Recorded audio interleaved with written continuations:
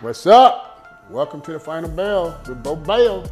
All right. Hey, Halftime Network, YouTube. Y'all check us out, man. We got a lot of very good information and good guests on.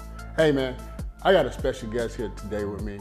My man, Chaz Wright. Not only is he's one of my personal favorite basketball player, but he's one of my very personal favorite people, right? And he played for my travel team with the Georgia Stars. And I just want to introduce Chaz. This is Mr. Chaz Wright. Chaz, say what's up to the camera, man. What's up, everybody? It's a pleasure to be here with Coach Bo. My man. So Chaz, just give him a brief bio, brief background about yourself, man, and then kind of what you're doing today. So just talk to him about that. Well, right now, brief bio about myself. Of course, I played AAU growing up with Coach Bo. Went to Decatur High School, played under another great coach, Coach Carter Wills and William Faulkner, and went on to college, played football at Trey University. But I always was passionate about basketball. Basketball always been my first love. So I went on and coached some of my daughter's early teams and coached at Renfro Middle School and Decatur High, where I won back-to-back championships for being a head coach at Renfro Middle School in DeKalb County League and in Atlanta. Wow, that's wonderful. Well, here's the thing about Chaz. I want to tell you, having an opportunity to coach him, he has always been a student of the game. Like some players, when you're trying to develop players, they listen to respond. They're not listening to learn. And see, you was always a learner, and that's what I always admire about you. And then you had the thing that most of our young kids need today. You had the basics. You mastered the basics because you weren't the most athletic. Yeah. You weren't the fastest, but you was productive because of you mastered the basics, and it started with your feet work. Ever since you know me, I've been talking about feet work, right? Yeah. And so that's why one of the reasons why you're one of my most favorite players is because of how you played the game. You was one of the most efficient players I ever coached in my life. I'm telling you, and I mean that. Like you was taking 2 and 3 dribbles, getting what you want every single time. Yeah. And I think that's what players are missing today. And so now you have a daughter, Chit Chat, right? Yeah, Chit Chat. Is she McDonald All-American? She's a McDonald All-American nominee. She didn't make it, but she's a top 50 player in the country. Top 50 player in the country, yo. Yeah. And she signed with Georgia Tech, is that correct? Signed with Georgia Tech. Signed with Georgia Tech. The work that he has put in with his daughter, and I mean, I can only imagine the knowledge that he got. So let me ask you this. So what was that whole process like, taking the information that you learned and giving it to your daughter, man? What was that like? Just talk about that. What was that process? Oh, it's a fun process just to seeing the growth and the development. And like from guys like you and Carter Wills and then like Coach Sherman and Hartree, I was going to their camps as an early child. So that's where I got all my, basic fundamentals from. And I was trying to key in on that stuff with her.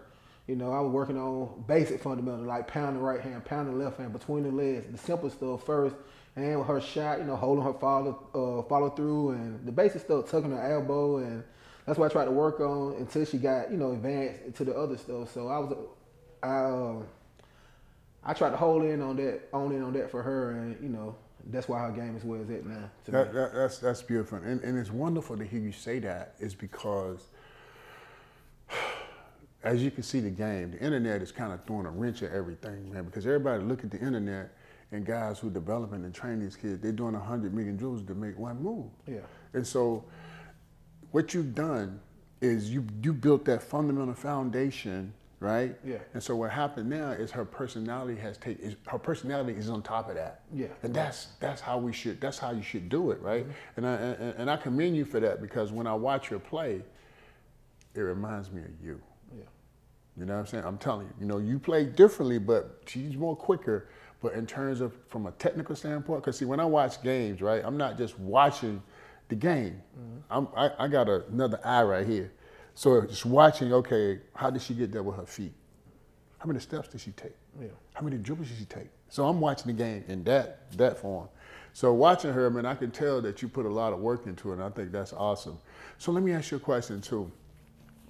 What do you think, like, in terms of the game today, right? Grassroots.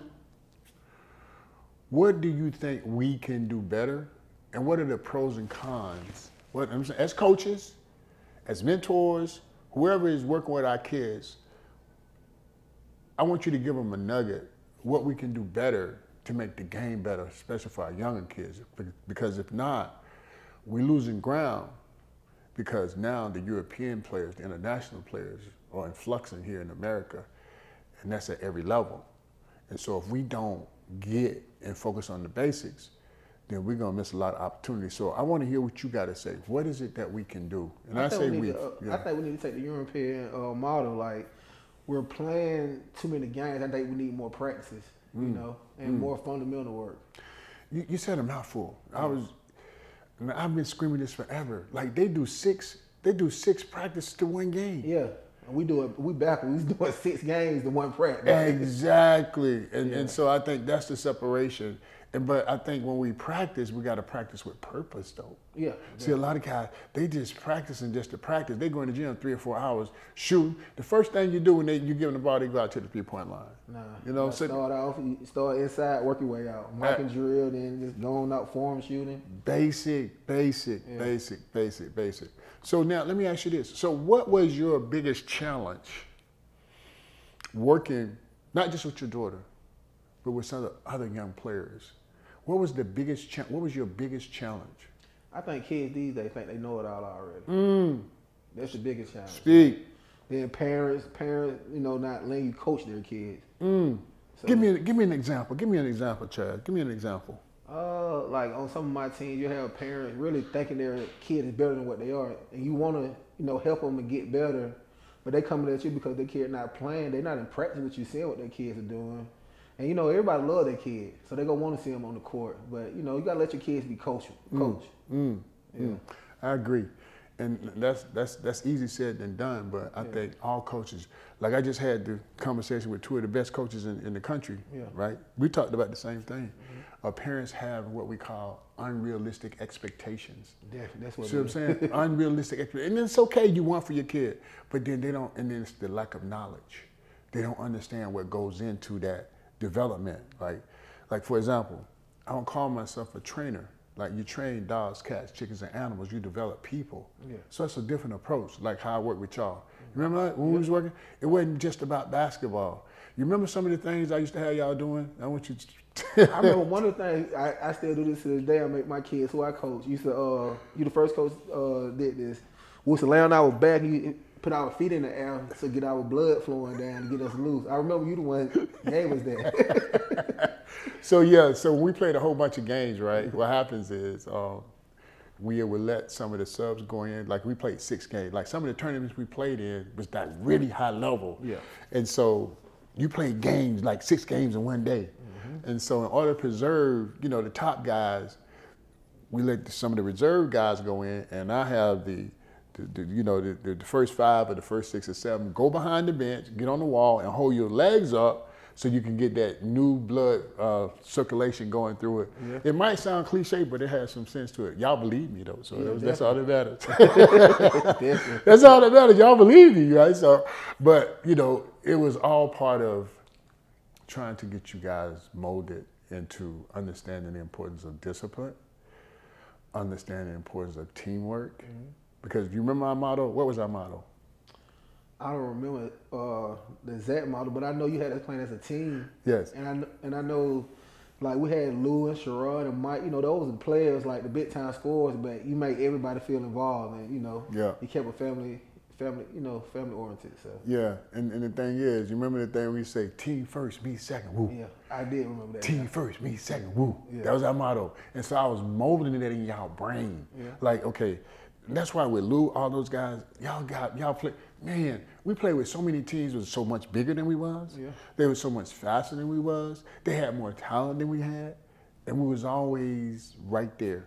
And how many won? We won back-to-back national championships, right? Back-to-back, yeah. Back-to-back national championships. Then we won a YBOA. Yes. We won the AAU. Then we lost. Then we came in second, like in the AAU. I remember. Something like that. And then we won. I mean, we talking about the major tournaments now. We talking about the Boo Williams, the Bob Given. We won all those. We talking about the Houston Kingswood Classic, the big boy stuff. You know, we ran through that stuff, but it's because we weren't the best team. We didn't have the most talent. Now we was talented, but we was the best team. And that team that we had, and I'm gonna talk about it, it was voted the team of the year by AAU. This team with these guys, where we had Chaz, Sherrod Curry, Mike Mercer, Lou Will, Jared Cook, Andre Douglas, Cedric Moore, Mike Malloy. Who else was on that team? Yeah, we had a few guys. Andre Douglas, right? Yeah, Doug. Yeah, you said Doug. Yeah. So, but anyway, there was not only. Here's what made it good, though. The parents bought in. Yeah, like great parents. Yeah, the parents bought in. And see, coaches, listen, if you're working with these kids, man, it's a triangle. It's a triangle, right? It's the parent, the coach, and the player. Yeah. If either one of those is off, you're not going to get the results that you're trying to see. And I think that's one of the things that I tried to convey to y'all when y'all was coming through, man, how important it was is to make sure all those things. And it was never perfect. It is never going to be perfect. But it's okay to reach for excellence. You know what I'm saying? And we was reaching for excellence with everything that we do.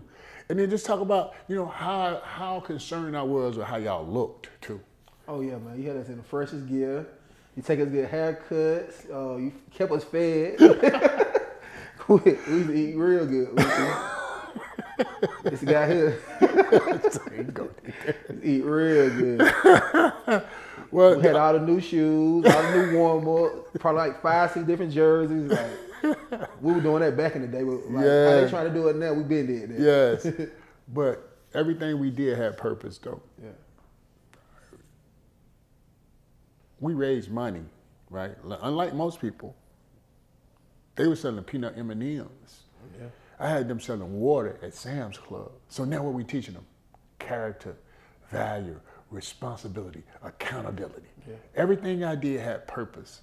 And so when I look at you guys today, all of you was on that team. You're productive, you have your families, you transfer that information to your children, everything that you went through, man. And I think that's what it's all about. And so it's 4 stages, right? So you have the conception stage, you have the development stage, you have the maturation stage, and you got the transfer generation. That's where you at now. That's where I was at. So now what you're doing is you transfer that information, and so now you transfer it to your daughter and other players, and they're gonna continue to transfer it because you had a chance to experience how it's supposed to be done. And you know, Chad, if your talent is just superior, and y'all played against us, you might win, but you weren't gonna outcoach me. Nah. You know what I'm saying? Nah, you weren't. So it was almost like we was playing chess while everybody else was playing checkers because I had you guys bought in, man, and you was such a team player, man. I'm gonna tell you, and you, man, and when I say you was a favorite, and I'm not tooting your horn, I'm just keeping it 100, man. Yeah. This dude was one of my personal, he gonna always be, man, because he maximized what he had. He maximized what he had, and he had a good attitude. Sometimes he you know, like most kids, you know, he got, you know, go, I need to be back in there. Man, sit out over there somewhere. Like that shit. He wanted to play, boy. He wanted to play. But he can handle the ball. He can shoot the ball. I mean, he did everything. I'm just so proud of you. So let's talk about your daughter, man, Chit Chat. So she's going to Georgia Tech, yes, right? And what is she gonna major? What's she gonna major in? She majoring in business. Business, okay, awesome, okay. And then, so to get her to that point, Chad, there had to be some sacrifices. Oh, a lot of sacrifices. Yeah, so let's talk to them about those sacrifices, man. Like with my daughter, she's in the gym literally till 10, 11 o'clock sometime at night. Sacrifice, keep going. Training, with her books, like she's a A-B student her whole way through high school. Sacrifice. At Westland, and that's like a top academic high school. Sacrifice, keep going. She does strength and conditioning coach, Coach Will. She's in the gym with him 2-3 times a week. Sacrifice, keep going. She playing on top AAU team. She's literally out of town in the summertime, doing there 3-4 times. Staying like weeks at a time. Sacrifice. No summer off. Sacrifice. Keep going. You might have to miss a prom. Like last year, she missed prom. That's another. It was during the live period. Another sacrifice. Sacrifice. Yeah. So those are the type of choices you got to make. See, people, please listen to me. On the weekends, I have kids and families drive from as far as North Carolina South Carolina, Alabama, just to work with me. Yeah. In the summertime, Chad, they come from all over the world. I got kids from Italy in my gym, Costa Rica.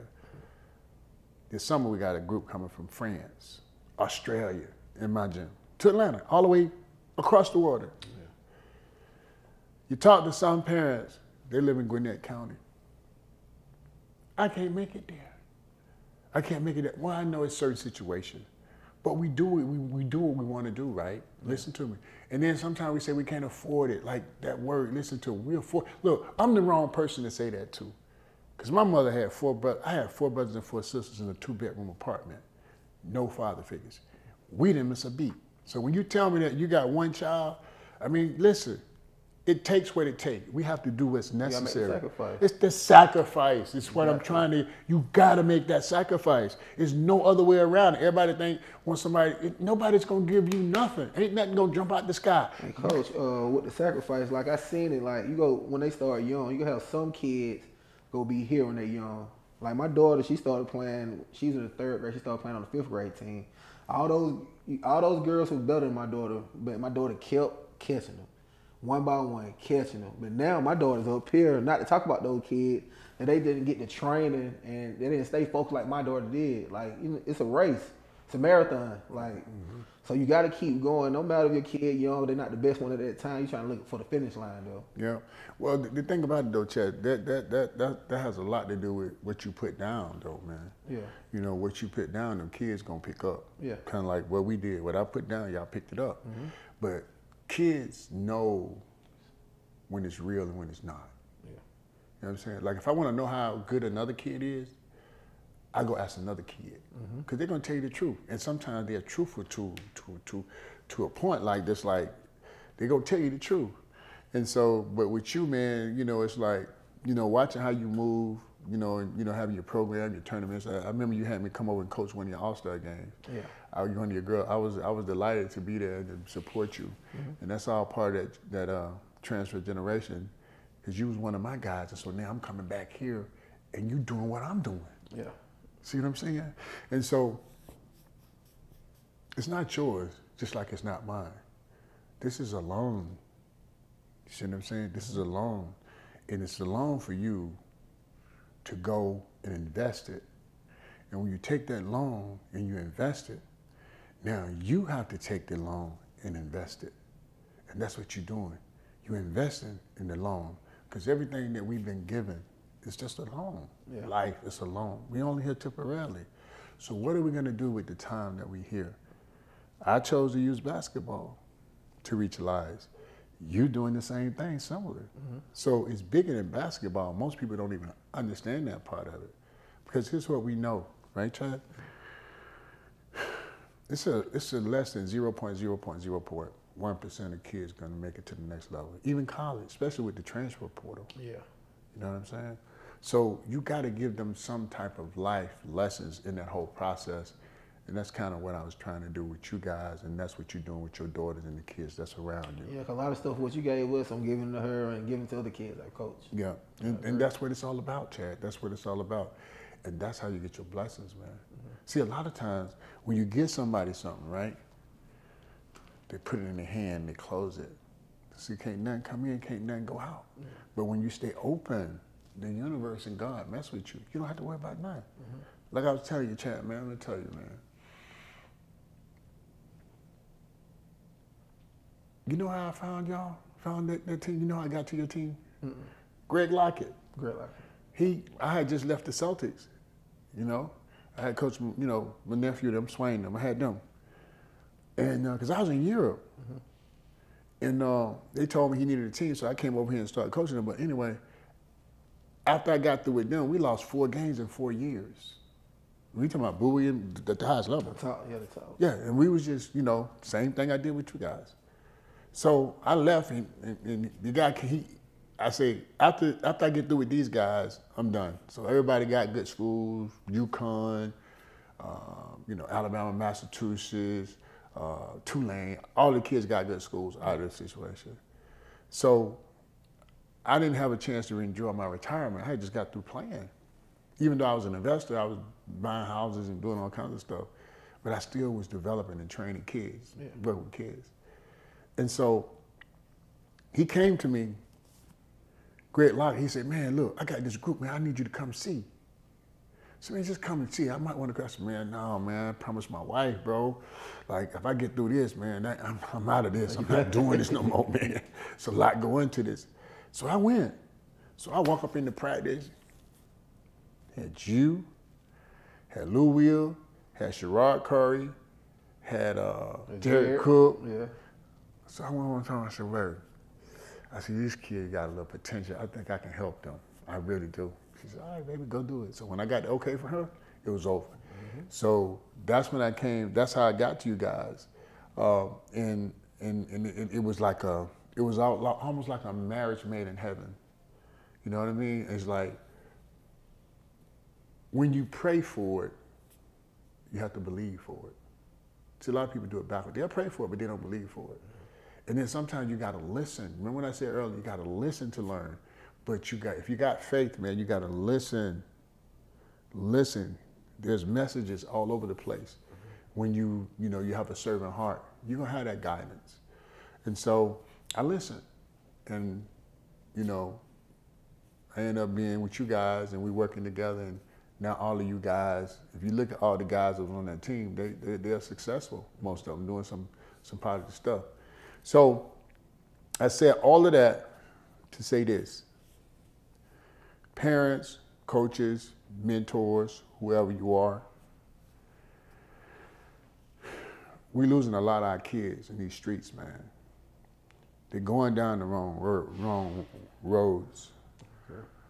The internet, even with the music, it's adding flames to a lot of stuff, I'm not a hater, none of that stuff. It's a fact. So all I'm saying, like coaches and mentors, whoever's working with our kids, if you're using this basketball, man, use it for something bigger than winning a basketball game. Use it to help somebody so they can help somebody. Yeah. See what I'm saying? That's what it's all about at the end of the day. And so having Chaz here with me today and watching what he's doing, it just brings so much joy to my heart. That's why I said, man, I gotta have my guy come on my show, I'll man. be here for sure. Already, man. I said, man, you go come. Producer called me and said, yeah, did you get him? Did you get him? I said, yeah, he's coming, man. He's coming. And so, but no, I appreciate you coming, man. So let's talk about a couple of other things, Chad, real quick, man. So what do you think about? And I asked the other guys that, man, the transfer portal. What do you think about that? Is that affecting the girls as the same way it's affecting the boys? Yeah, it is, because the coaches, how they look at it, and I talked to these college coaches, I talked a lot on with the recruitment process of my daughter. And I also helped coach AAU team on the girls side this past year too, with FBC. So me talking to them, if you're not one of them top kids, they're going into the portal because these kids are already proven. They've seen them play against competition, college competition already. So it's definitely hurting the high school kid right now. And it's almost like you threw a wrench in the game. Yeah. And so how do we, because here's the thing, they're not even looking at high school kids like that no more. Back in the day, it was like, okay, we know if you're the guy, you're gonna get a scholarship. Yeah. That's over. Even though some of the top kids, they taking them, getting them in school, and they're dropping a red shirt on them for 2 years. They are. And remember before COVID, they gave them that extra year, right? Yeah. So now, you look at the average age of a college player, it's like 23 years old, 22, 23. Real grown-ups. Like. Grown women, grown men. Yeah. You know what I'm saying? So they gotta be mentally tough to even go in there and take a spot. Not try to make the team. Take a spot. Takes it, yeah. That's a different mindset. Like, come on, give me that. Yeah. You know what I'm saying? Like that. You gotta have that. Coming up playing. Nah. He can't come up playing. Nah. You gotta be ready. I'm sure you're gonna have yours ready. Definitely. Staying on. Already, man. So, but yeah, man, this is and then she's gonna play at home. She's playing at Georgia Tech, so you're gonna get a chance to see her right in your backyard. Right in my backyard. Yeah. So now let me ask you this too. So when you be coaching, right? Does it bother you when parents be just screaming and hollering, like you trying to give them directions and you got the kids playing a certain way, and they screaming and hollering directions? How do you deal with that? I mean, I kind of got caught up in it because I'm a parent and a coach too, so I don't allow that. I don't like it, but at the same time, that player got to know I'm coaching them. They got to be locked in on their coach.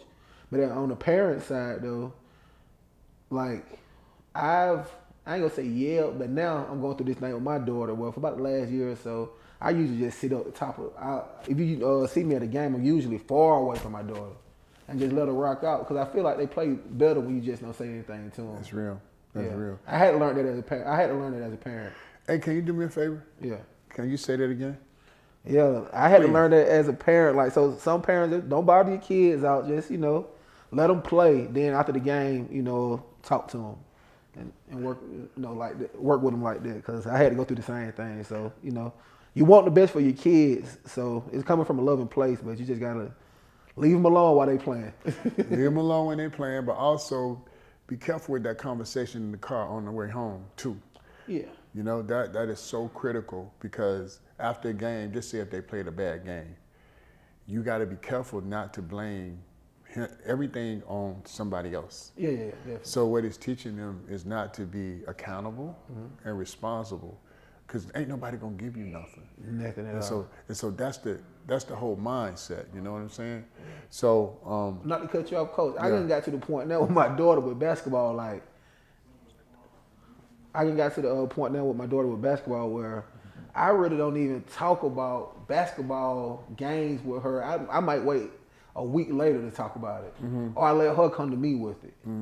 So, I'm, it ain't an exact science, but I'm still trying to figure it out the best way. But I'm learning, how she react to stuff and how I react to stuff, and we coming to a good little balance now. Right. Yeah. But that comes with trial and error. Like you tried certain ways, it didn't work, but because you was trying to do what it took. So a lot of people, I'm just being straight. It's like nobody's perfect. Just get that straight. Yeah. Ain't nobody in this world perfect, and I'm so far away from perfect. You know what I'm saying? But it's okay to reach for excellence, though. You know what I'm saying? It's okay to reach for excellence, but you also have to like what you see in the mirror. You feel what I'm saying? A lot of people walk around what I call like human meat suits. You know what I'm saying? And they're in this space working with our kids. Yeah. So they don't really have anything to really give them, but and it gives them something. I don't know what they give them, but y'all do. They go out and get all the best players. That's fine, cool. Put them all together. Y'all just go and beat up everybody. Well, you got all the best players. So you're supposed to do that. You're supposed to, especially if you're doing the right stuff. Yeah. You know what I'm saying? But what else are you giving them? Coach. Yeah. You're coach now. Because when you sign up to be that, all of a sudden you got 3-4 different hats you got to put on. Yeah. It's mind, body, and soul. I think people forget about that. They get caught in that. Like when you take a team, see, for me, team stands for this, just like with my organization, or Team Bobel. Team stands for together, each accomplish more. Yeah. That's what team stands for, any way you look at it. So no matter where you go in your life, you got to be a part of a team. You see the game going right now? I see the game it's in a good place, but it can be in a better place. Yes. The talent, man, is next level. Like the kids right now, like they're more talented and more athletic than the kids coming behind them. But I just think they need to focus in on those fundamentals. They can do that.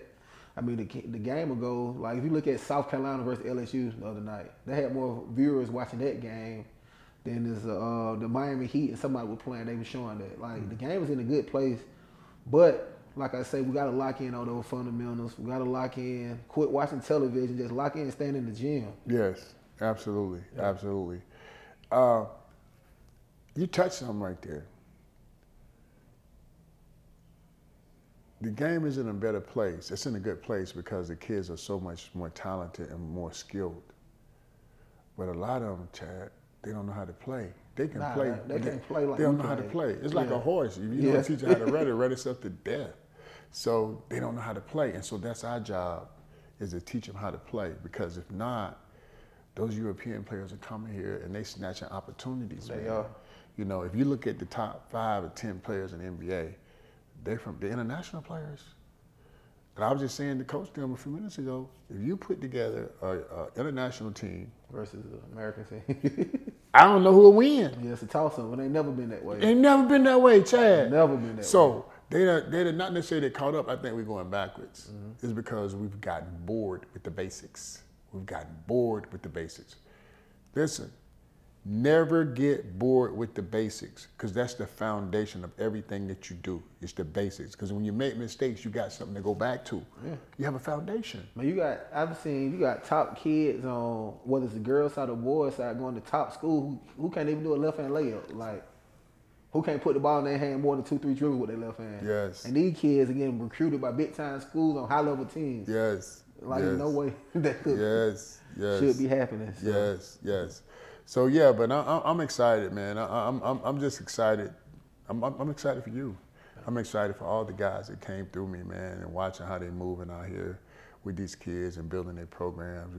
We got guys that's in the player development space. We got guys that's in the front office with NBA. We got guys that's corporate America. We got guys in Europe. Sherrod. Sherrod just retired, didn't he? He got his own basketball academy up in Providence. Yeah. Opened up a building. Like Sherrod, that was my favorite point guard, man. Him and Lil D, they're my two guys right there. Yeah, man. Boy, see, you forgot, you probably, Lil D was on our team too. Yeah, Lil D. Mosquito. Yeah. He was on our team. Yes, sir. Lil D and Sherrod are my favorite 2-point guards. Yeah, man. Sherrod was my favorite, I ain't gonna lie, but Lil D was right behind him. Like, man, Sherrod put that thing in your lap, boy. Sherrod the best guard I played with. Bro. Yeah, man. Well, him and Lou, of course, but I'm saying on point guard. Yeah. Sherrod Curb, I tell everybody. Yeah. I told my daughter about Sherrod. Yeah. That was a problem, man. Yo, you know, he got the most valuable player in Finland. Wow. He got what, 16 years? Mm-hmm. Bro, not to tell this, no, I ain't gonna tell it. He showed me his bank account. I was like, yeah, I can believe. He saved all this money. He saved all this money. He saved all this money, bro. He said, because you don't have to pay for nothing. He said, all this money. I was so proud of him for that, man. Yeah, but no, man, this has been great, man. I appreciate you coming on, man. This means a lot to me, man. Thank you, Sherrod. Is he here now? No, he's in Providence. Providence, okay. Yeah, he's coaching at a Division II team, I think. Division II. Yeah, but yeah, he's doing good, man. I talked to him. He called me, you know, periodically. Yeah, we talk. Yeah. He asked about all you guys and everything, but I'm gonna make sure I tell him, you know. He probably gonna see this podcast. So my boy said, "What's up?" I will. What's up? But hey, so in closing, man, you got anything you want to say to the audience? Oh man, this is a great guy, great coach right here. I looked up to this guy, man. One of my favorite coaches ever. Parents, man, get your kids in the gym, get them locked in, let them just be themselves, and let's keep building the game of basketball. That's good. That's good, man. We're coming from one of the best, one of the up and coming good basketball minds in this community, I think. And if I stamp it, it's real, okay? This is one of the guys that's out here doing it the right way. And I love him because he's one of my guys. And I'm not being biased, but that's what it is. And I watch how he moves. I watch how he moves with his family. That tells me a lot about who he is. And I just wish him all the success in the world. So until next time, man, hey, thank y'all for coming on, man, and locking in with us. And we'll see you when we see you. I'm out. Ciao.